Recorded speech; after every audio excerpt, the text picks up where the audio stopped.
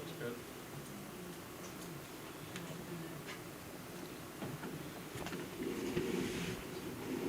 Don, we are working also out of the.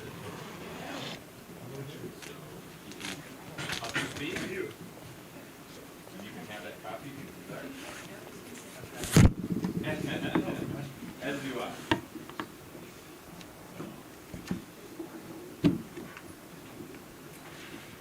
Oh, so you're sharing notes already? You're the cheating lab, yeah. I guess that's gonna be the next topic. Well,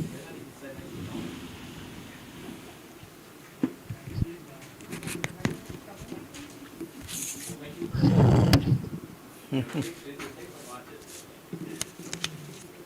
Gideon? I guess you had the resident. You choose your spot. You're just not an overall coach.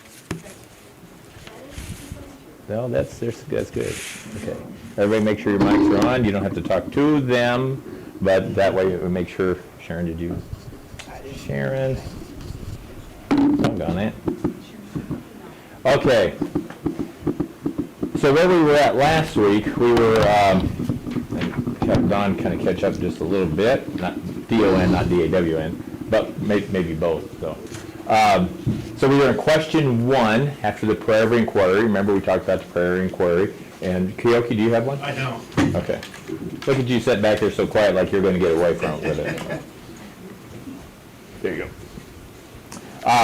So we talked about that prayer of inquiry and how important it was, and the and the method that it was put together, how this could be a template for all of us in how we look at and how we ask God. It is very similar, when you look at those things. So then that takes us over underneath question 1 when we talk about that third paragraph, when it talks about when shall these things be? When shall all of these great things be around the endowment? We talked about a little bit about the endowment, and as a refresher, what did we decide? What's the term of endowment really mean?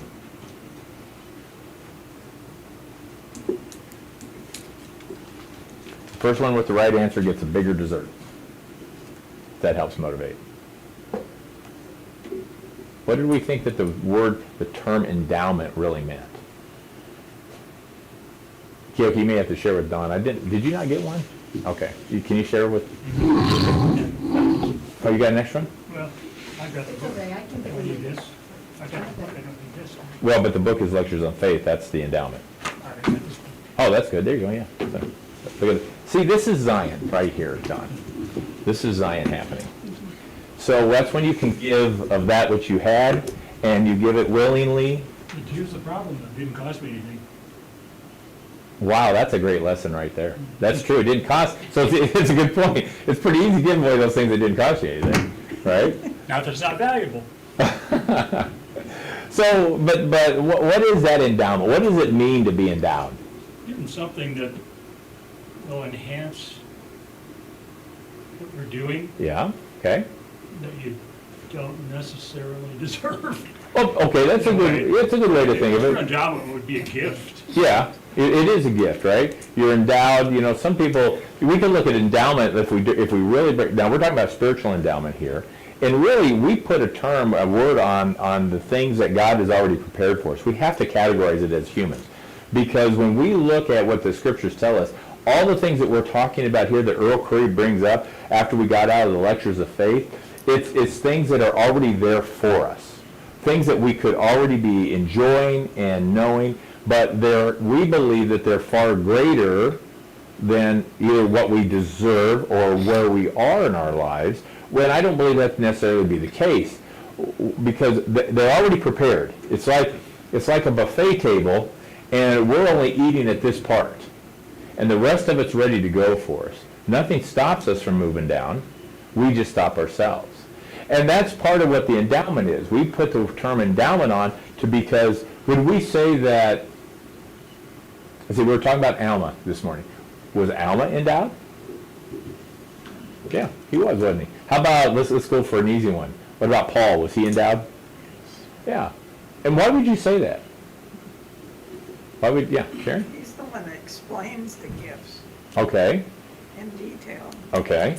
as much as he was given. All right, very good, yeah. So you see, could you not explain the gifts if you were given to them, if you were endowed? In other words, if you were, what we're really talking about is the ability to tap in to what the Lord has already prepared for you. When we cross, when we go home, do we think that we'll be endowed at that point? We're promised, Okay, there you go. Why? Because? because Christ died for us. There you go. So when we talk about the endowment, what Earl's really telling us here, and I believe it's true testimony from God, is that I've prepared all of these things for you, and you continue to struggle within yourselves when you don't have to. So But that's the history of it is. everybody who's dealt with God. Yeah, it is. Well, it From is. the Hebrews in Yeah. in Egypt, he didn't give them the Ten Commandments before they left Egypt. He gave them afterwards. He told them, because I did this for you, here's what you got to do for me. Yeah. Yeah, well, exactly. And what was the real problem there? They couldn't get out of their own way. We can't get out of our own way, can we? We can't get out of our own way with some of our thoughts, our actions, our perceptions, and to really let God take control. And that's what we learned if you haven't learned anything out of when we studied lectures of faith, that's what we should have learned, is that we need to get out of our way, our own way, and get in God's way, because that is going to be that path. Same way here, because when we take a look at that third paragraph, a couple things we covered last week was wisdom of the world. And if you haven't underlined that, underline wisdom of the world, and which we know that we are following a lot of that today, or we're considering a lot of that today. And just as a brief summary, what did we decide that the wisdom of the world was according to God? You can really tie it up into one word. Sin. Well, sin, that would be a good one. I didn't think about that, Dennis. That's a good point. I was thinking foolish, because the Lord word foolish is the man that puts his faith in the wisdom of the world. And why is that foolish? Don't we think there's a lot of wise folks out there? Well, it's not foolish if you don't know Christ. Okay. You don't acknowledge that there is a God. Right. And then the people who do that, you think are foolish. Good point. That's a great point. Yeah, that's true. That's true. What about arm of the flesh? Are we supposed to put our faith in the arm of the flesh? No. Cursed is he who puts his Right. faith in the arm. But Kiyoki, don't I have to trust you at some point? Pay me, no. You pay me. So there is a cost. Back to that's a typical one right there. You weren't well, my boy. Yeah. So, but when we look at that, but you see, as we talked last week, there's a difference between trusting in the arm of flesh, and you got to remember, we're not thinking so much of the physical, but we're thinking more of the spiritual, both in the wisdom of the world and trusting in the arm of the flesh, right? Well, yeah, you have that friend, I guess, who thinks that he can be baptized and then do whatever he wants. Oh, right, right. Isn't that sort of trusting in the? Yeah. Or I'm sure there are folks that think that to be a good Christian, you just have to do everything. You have to work really hard, and if I get enough points, I'll be in good shape. Yeah. But see, that's Points count. perfect. Yeah. But only based on the reason that you do things. Well, and that's what happens, you see, and that's just some good examples, because that's trusting in the arm of the flesh. How many times have you, it goes back to hearing a good message, whether it be within this group or anywhere else, do you trust in it, or do you ponder it and see how does that message align to the Word of God? Now, and it's a tough call. It's a tough call, because the Lord tells us, like I said this morning, we have to share what He has given us. So that means Sharon has to trust me a little bit that my testimony is true, or what I'm doing is true. Why do you share? What do you mean when I? Apart from the fact you told me, but why is it important to share? Go ahead. Can I know what's the will of God if I don't know anything about the will of God? Oh, absolutely. Yeah, I think so, because like we've talked before, and I believe you have that spirit within you. Well, you have, yeah, unless you have something crazy, you don't go and set your hair on fire, Right. okay? Right. But, I think you perhaps you can, there's some reason to be nice to each other. Yeah, But it may not be based on any knowledge of God. It may be the fact that you want somebody perverse, I'm gonna be nice to her. true, that's true. That's when she shouldn't trust in the arm of flesh right there. You shouldn't trust me. Right. But you see, that's where, though, as we learn the gospel, as we try to understand and like I said, go back to lectures on faith, how simplistic this is, faith is, and can we enter into this faith believing, Lord, is Dennis really doing something for Sharon that is out of love of what he knows he should do, whether he knows Christ or not, it's just the right, I guess we would term it the right thing to do. And that's where the power of discernment and spiritualness come in, and those types of things. And I think it makes our path easier. It's harder to talk about it from a Christian perspective than it is for what I would call, let's just use the term Gentile perspective, right? Where a non-believer. Because there are those that I want to help Jerry out because I'm looking for a favor. So, and Jerry, I never have helped you out looking for a favor except for one time. But when we look at, though, and think about what's being told here, the wisdom of the world, the arm of the flesh, then what is, the other thing to underline is the high purposes of the Lord. Now, we're going to look at some scriptures. What is a high purpose of the Lord? What does that mean?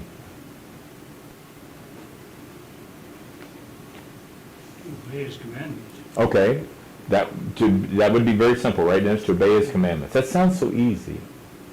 How are we doing? As a people, not as Dennis. Yeah, when you get to grade your own paper, I'm doing really well. Yeah, when you get to grade your own paper, I like that. So when we look at the high purpose of the Lord, what is the Lord's purpose, by the way? Redeem everything that belongs to him. Yeah. For the eternal life of man, right? To bring about a path that we go through this probationary time, and that, like you say, there's an opportunity for redemption, to go home, to go to the right home.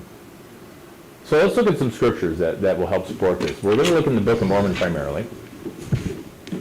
And when you get to your Book of Mormon, I want you to look in 1 Nephi 1. We're going to start off right at the very beginning. In 1 Nephi, first chapter, verse 114. And we're going to start, I've picked a few scriptures. They're all related to testimonies or stories and scriptures within the Book of Mormon here. But the first one, 1 Nephi 1, 114, and it says, and what this is talking about, when they were trying to get the sword of Laban and killing Laban, etc., and there was some consternation from Nephi because the Lord was telling Nephi to do what to Laban? Kill him. Now think about this. So Nephi being we would say a righteous person or had a good understanding of the gospel, what's one of the things you shouldn't do? Kill somebody, right? It'd be interesting to know how that message was delivered to him.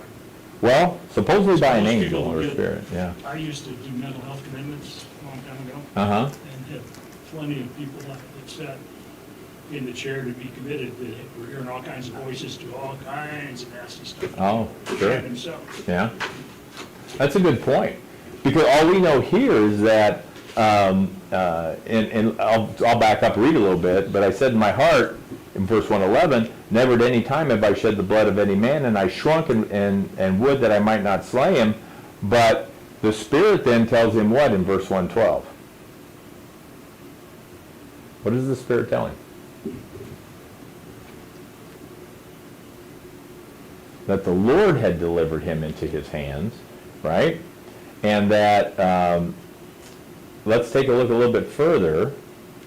In verse 113, he says it again, slay him, says the Spirit, for the Lord hath delivered him into thy hands, because of what it says in verse 114, and what does it say in verse 114?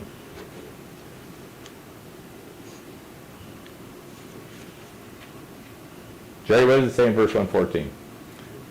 But the Lord slayeth the wicked to bring forth his righteous purposes, Yeah. rather. Or purchase, either way. Just keep your receipt. But when we have the purposes of God, so has that ever happened before? Has the Lord slayed the wicked for exactly what it says here, to bring forth his righteous purpose. The poor guys in the chariots followed the Hebrews Okay. to the Red Sea, didn't Good point. fare well. What would be the first example of that? The flood. There you go. Very good, Dennis. The flood. The flood would be the first example, because why did he flood the earth?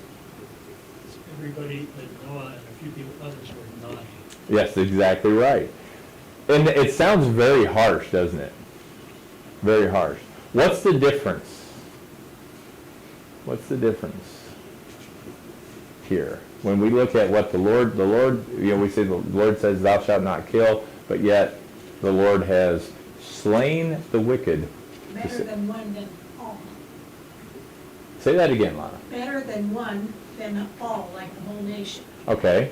Better to slay one than have the whole nation. Okay. Good point, Don? One of the differences, though, that Nephi's struggling with is the examples that we already had with the Egypt and with the flood, Mm-hmm. is an individual person didn't do that. God did it.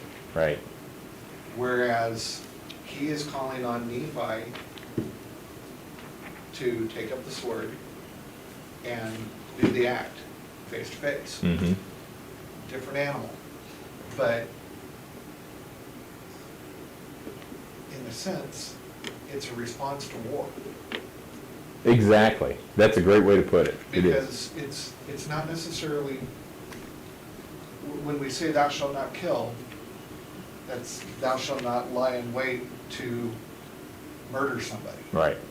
As opposed to don't defend yourself, don't go to war, don't stand and defend your nation or your family. Mm-hmm. So, It makes sense. Captain Moroni was the same way, right? yeah. You know, and You- yeah, because that's a perfect example of, he knew by the Spirit that who needed to go, because if not, what would have happened? Well, it ended up happening, but what would happen? Who took over? The evil would take over the good, because there wasn't enough good to stave off the evil if actions had not been taken. Yeah, that's a difficult thing Mm-hmm. to deal with, though, because I forget which king it was told which people it was, but, he was told when when you get these guys, you kill every one of them. Men, women, children, animals, everything else. Right. And they didn't. They didn't. Yeah. It was real problematic, not then, but maybe 100 years later, 200 years later. Sure. So that you bring up a great point. So let's go farther to the right in Alma. Let's go to Alma 5, and it helps us to understand. And I do struggle with this, off and on. Alma 5 and go to 224 is the verse we're looking for. Alma 5 224. And who would read Alma 5 224 for us? I'm sorry, I apologize. First Nephi 5. I'm looking at Alma 5. My apologies. My brain is running. I've had way too much caffeine this morning. Just need five now. First Nephi 5. Say it slowly. First Nephi 5, verse 224. Thank you, Kiyoki, for calling me out. Oh, it's like- It only goes to, Alpha 5 only goes to 38. Right. I added a few. Isn't that the trend? But, all right, when we get to First Nephi 5, 224, I'd like somebody to read that for us. Kiyoki? Or, yeah. And that the things which are written should be kept for the instruction of my people, which should possess the land, and also for other wise purposes, which purposes are known unto the Lord. So does that help? Because we see, how far into the future do we see? You don't see it all. Exactly. You're guessing. You're guessing. Great point, great response, because now how far can the Lord see? Everything. He sees everything all at once, if we were to truly believe him. So while we don't know, and the reason I bring this up like I do is, when we look at our lives today, now we create, would everybody agree that we probably have created most of our own problems in life? But albeit that, and I admit that too, But I know, though, Lord, that there are certain times and places and sequences I'm in, not because of what I've done yesterday or what I'm going to do today, but it's for what may come about later on. And if you think back, how many times have you had a testimony? Well, Mylan bears a testimony. If I hadn't met Lana, what church would you be in, Mylan? Methodist. You'd be Methodist. So, but life brought you to Lana. Now, did you have agency to say, yep, she's the one, or no, or thumbs up, thumbs down? Well, I thought I did. Okay. So apparently, then let's just. I carried a thought through there. There you go. It And she's wasn't never- demanding right away. She's never dissuaded that thought ever, I mean. So it's good you guys are still on the cusp, Well, it got to be a command God instead put of him an in order. that place at that time. He led him to it. I don't know that he put him. And see, I struggle with that too, Lana, because when we say that he put him, that means that my agency was gone. But I believe that he led him there, and he had a good idea as far as what would happen. And then he led you there at the same time, with the same thoughts, with the same everything.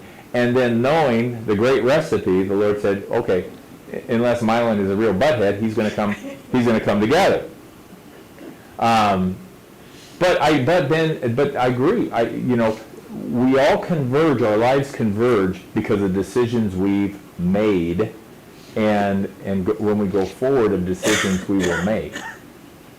It's amazing when we back up and really think of the agency we have. It should scare the living daylights out of us. But the comfort comes in the fact of how many times for your children have you said, it's okay, you made a mistake, let's fix it, and here's a way to fix it. And that's what God does for us, and that's what when we read here, that's part of his high purposes. And when we look here, that it says that those wise, and I think everything is maybe a nation, a country, a people, but then it really boils down to a person. Because people make countries, people make nations, people make everything that we do. Well, and also, this is something I recently learned. He had a very important and whatever powerful adjective you want to use, covenant with this specific land that Oh, true. that we're on. That's a great point. And what I recently learned was that the brother of Jared, when God tells him, whoever will possess this land, the covenant he made, that was actually before his covenant he made with Abraham. Right. As the years go, so Yeah. maybe it's even, obviously not the first covenant we have at all, but it was before, some Yes. of these covenants. So when you think of it like that, not that Laban's life was mine, but there was a big purpose for the plates to be here for the people on this land. And for all we know, Laban could have been given the opportunity to comply, and actually I think he was, if I remember the story right, I think he was asked, would you give these up? And I probably pride and ego and everything else took over and said, no, I'm not giving it to you. Let's look into Alma then, and I mean the real Alma. Yeah, Don? The other piece is we know that when Alma brought his people out of the land of Noah, Mm-hmm. and they met with, I can never remember his name, the second group that came over. I can picture it. Yep, I know who you're talking about. It'll come to me. But they had lost their language. Yes. They had lost Amalekites. their history. The Amalekites. They'd lost their language, they'd lost their history, they'd lost all sense of who they were Yeah. and who they were in the scheme and in God's plan. And the reason the plates of brass were so important is because it preserved all of that for the Nephites. Good point. And they were able to use what they brought with them to restore the Amalekites. That's exactly right, and that's exactly what happened. They became a restored people because of that, right? But there's a strong message in there, isn't there? Got one, maybe that's one for today. No? Actually, you already covered 2/3 of what I was going to talk Oh, about. did I? That's okay. What do they call it? I'm the pre-band, or what's the starter band called? Opener. Opener, yeah, there you go. So, but to your point though, that's exactly right, and those high purposes, and when we look at that, So the Mulekites were lost people. The Lord said, I don't want you to be lost any longer. And there was a path provided for them to find out who they are, and more, I guess really more important, who they were, right? And what their purpose was. We're very much like that.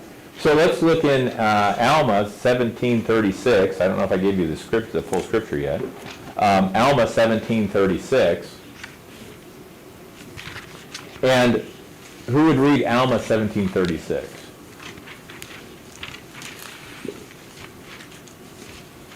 I can only take one of you, so I can only pick one. Pick someone. Lana, can you read that, please? I haven't found it yet. Oh, I swear it's really Alma 17:36. It's not some made-up Brian. Mike? Oh, 35. Oh, very good. Thank you, John. Let's read 35 and 36, Lana, if you don't mind. Now ye may suppose that this is foolishness in me, but behold, I say unto you, that by small and simple things are great things brought to pass, and small means in many instances doth confound the wise.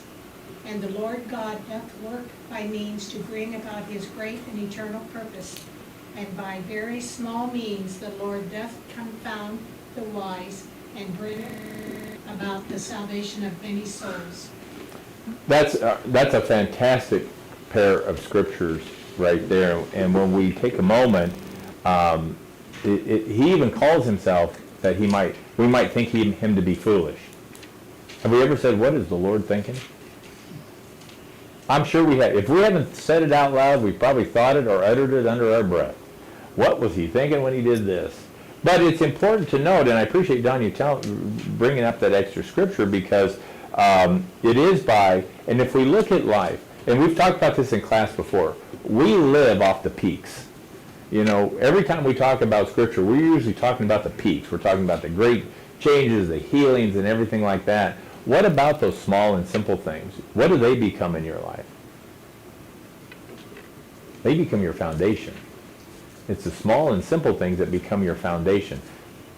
When you look at Christ's life, what really was he doing? He was preparing the foundation by all of those small and simple things. Now, we can record the turning of water into wine. We can talk about healing the lepers, but as a people, we live on those. We like those moments of dramatic, boy, I'll be glad when a choir of angels comes.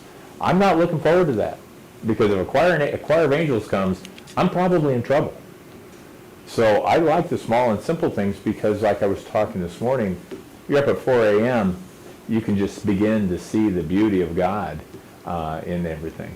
So you might want to set your alarm, Don. Get out there and say, yeah, Brian, it isn't really that great. I'm going back to bed.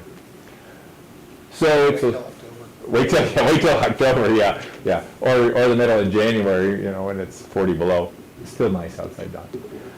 When we look at that, and when it says the small and those simple things of what it happens, and when it says the small things confound the wise, have we seen that happen before? Yeah. So does the atom confuse us? Do we understand the power of the atom still today? Yeah, ATOM, not ADAM. ATOM. And how small it is, and It doesn't matter, the atom doesn't matter, there's stuff smaller than that. That's true. But even that, we still struggle, and if you think about that, I'm just trying to draw an analogy of how the small and simple things. A better one would be one human cell, Oh, that's even, very good. how complex they are. Yeah. So complex that it's disproving Darwin.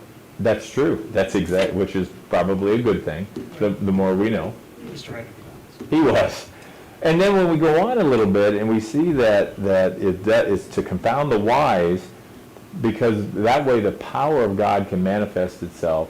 And we go back, we talk about the endowment then. Because the Lord knows everything, and so we read this a little bit further, and that when the very small means, the Lord doth confound the wise and bringeth about the salvation of many souls. Do you think about your conversion? Was it one just big angelic moment, or was it a lot of little things that brought you?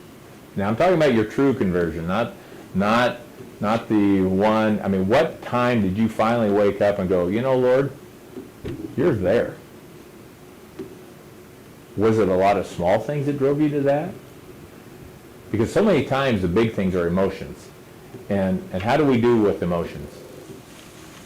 We're either there or we're not. But the small things create your base.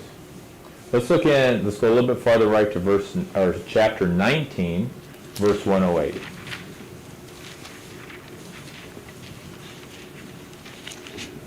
And this gives us a little bit deeper understanding. So who would read Alma 19, verse 108?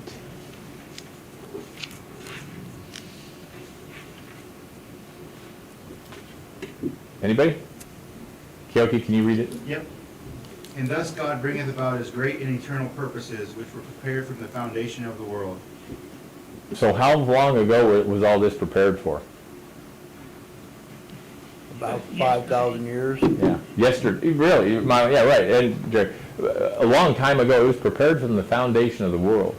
Do you think that we could have had, if we talk about Zion, let's just use Zion or Nirvana or whatever term you want to use, but let's use Zion, could we have had it earlier than later?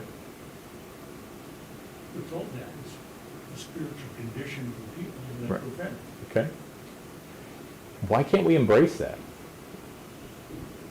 Because we're all still a little sinful. We're still a little sinful. That's what I used to tell my mom. And I tell her, are you lying to me? Not really. Just stretching the truth. Define lie. Yeah. Or how do we come, white lies, as compared to the other guy? But that's a good point, and it's all right there for us, but it's from the foundation of the world, and when you look at your scriptures, why do you think that Nephi was given the vision of the tree of life and the rod of iron? What significance does that really bring? It took his understanding beyond just taking one step at a time. Mhm. It showed him what the results were Okay. of your efforts. The result and the path, and it laid it out. It was, if you think about it, it ties directly into this scripture that it says of the things that were prepared from the foundation of the world. It must have been something like what Paul was disclosed to Paul Oh, yeah. in terms of what, he was told that, I'm going to tell you what's going to happen to you, what you got to do and what's going to happen to you. So some part of that must have been revealed to him. Mm-hmm. And the normal person would have run like crazy probably. That's probably true. But you're right, though. See, these things are prepared from the foundation of the world, and who, if we're still talking about the tree of life and the rod of iron and the mansions and everything, who is that really given to? All of us. Alma 1997. I think that's the one. Is it? Well, somebody got it? Do you? Now the plan of mercy could not be brought about, except an atonement should be made. That one?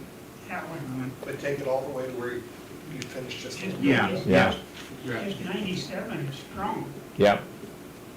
Yeah, that's exactly right. And it does, but see, that is the whole plan, right? But you gotta go the rest of, everything in between. Everything in between, that's exactly right. And you do have to go everything in between. You can't, what does it say? How's Monopoly go? You can't pass go, or whatever it says. So those are some of the things that, as we're looking at the high purposes of God, how important they are. Because everything is put together for you. Now, when you think about that, that should bring a humility to us. Everything is put together for us. And as it's put together for us, who should we be? Yes, Milo? And to me, now, like right now where I'm at, I am so strongly involved in loving the Lord and His Word, because the things that we're digging up are as important and true and immediately effective to me Mm-hmm. because of my desire to kind of just shrug things off with what's been happening. Right? I'd like to just say, well, that's not, why am I, why me? All those things come to truth even in the Word today. Yeah. And Yeah. if we don't take that word to people today in the things that's happening to them and us, then you can kind of think that there's a loss somewhere, and there ain't. That's a good point. You know, because as we think about your journey here in the last probably 2 years or so, how many testimonies have you been able to bear, not only verbally, but just by example? I don't know that. Every Well, day. I was gonna say, every day, you know, and the people, but we're all that way, right? And that's what shares the gospel of Christ, because if somebody looks at you, they may say, man, what carries you? What has carried you so far? What would you say to people? Who's carried you? The Lord. The Lord. Yes. Yeah. Listen to Lana. It's a good thing a long time ago you guys hooked up. So, She knows. but you see, and when we look at it, a lot of times, even if we believe or not, so many times during our downtime, it is the Lord that has carried us through. It is that Spirit. Whether we recognize it at the moment, because what's our best view? Is the rear view. When we look back, aren't the best testimonies of things that have happened, not things that will happen? Yeah. So let's go in, and we got another couple of scriptures to go through. Mormon, let's get to the book, the Mormon in the Book of Mormon, and when you get there, we're going to look at chapter 4, and in Mormon 4, we're going to look at verse 26. And so Mormon 4, 26, it talks about here in this one that in he that shall breathe out wrath and strife against the work of the Lord and against the covenant people of the Lord, which are the house of Israel, and shall say, we will destroy the work of the Lord, and the Lord will not remember his covenant which he hath made with the house of Israel. The same is in danger to what will happen to them.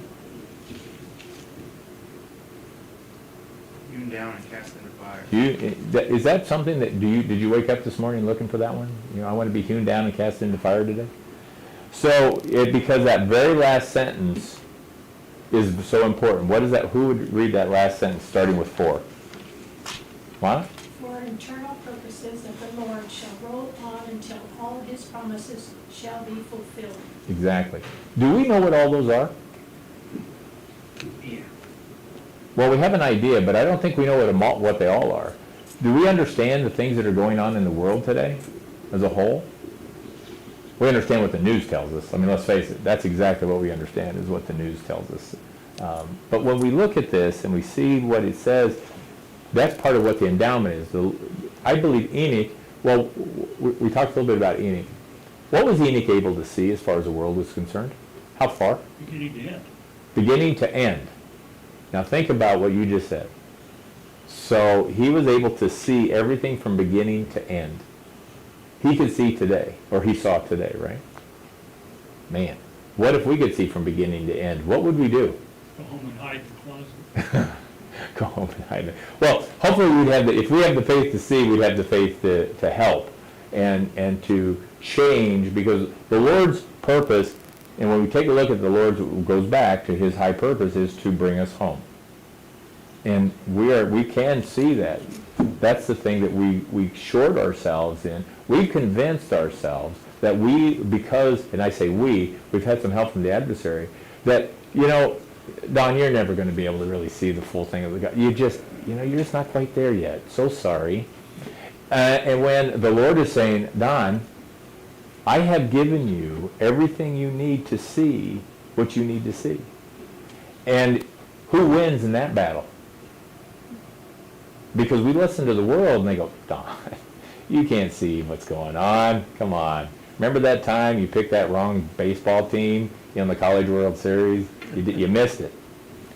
What happens is, and when we see the eternal purposes of God, then we begin to see in a different level, a different plane. Because what you'd be able to see is, what does it take for Sharon to continue on in her walk? What does she need? Because then, that's what Christ saw. Christ saw, when he picked those disciples out, I don't think he saw fishermen or lawyers or whatever.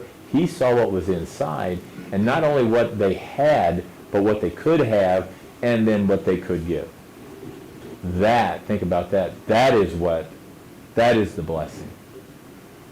And that's one of the things that we recognize, that it's built in each and every one of us, but we allow other people and the world to take that away from us, to take that vision.